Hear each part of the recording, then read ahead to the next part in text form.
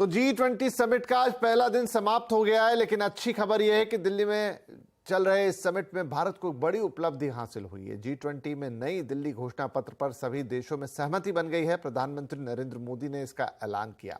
इसके लिए उन्होंने शेरपा और अधिकारियों को बधाई भी दी।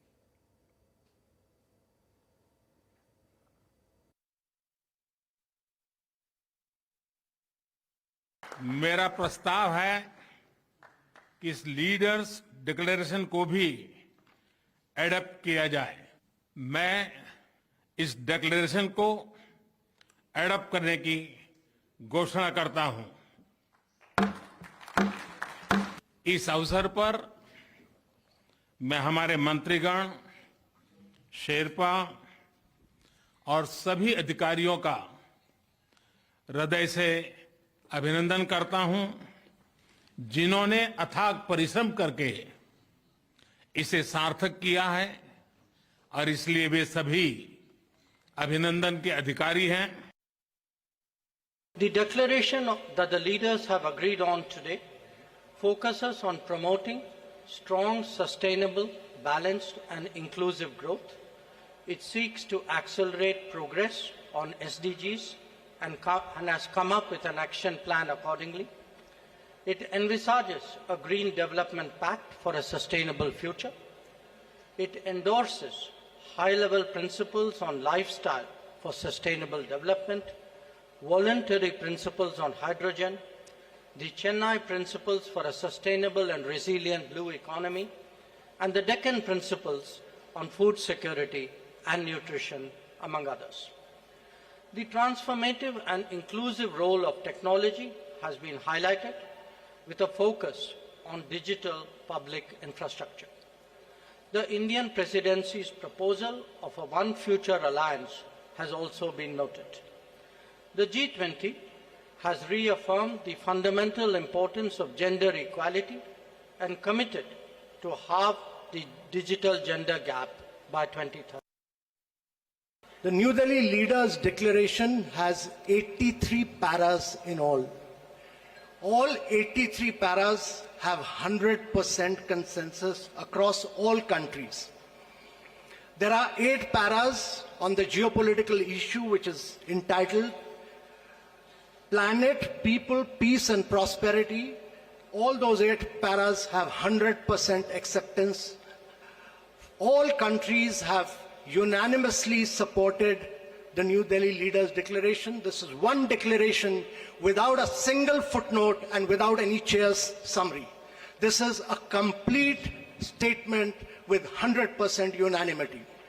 This demonstrates both the Prime Minister's and India's great ability to bring all developing countries, all emerging markets, all developed countries, China, Russia, everybody together on the same table and bring consensus.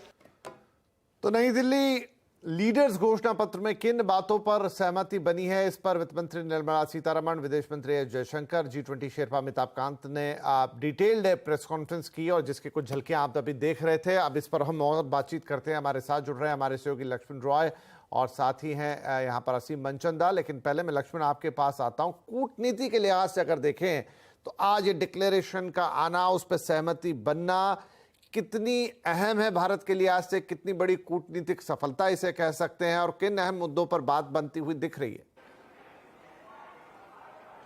देखिए, मेरा मानना है कि Delhi declaration का adopt होना और उस पर आम सहमति बनना और वो जारी किया जाना अपने आप में भारत की बहुत बड़ी कूटनीतिक जीत कही जाएगी।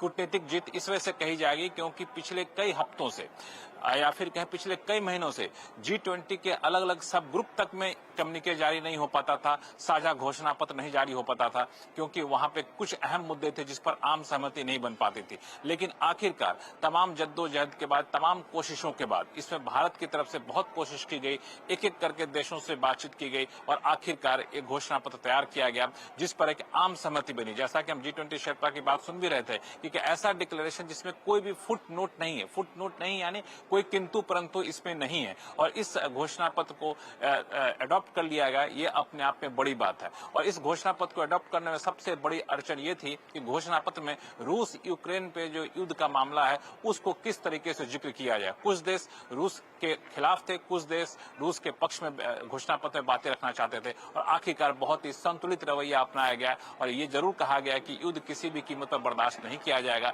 लेकिन इसके क्या क्या परिणाम है उसका जिक्र किया गया और रूस का पक्ष भी इस घोषणा पत्र में रखा गया। तो एक संतुलित रवैया अपनाते हुए भारत ने बहुत बड़ी कूटनीतिक जीत हासिल की है।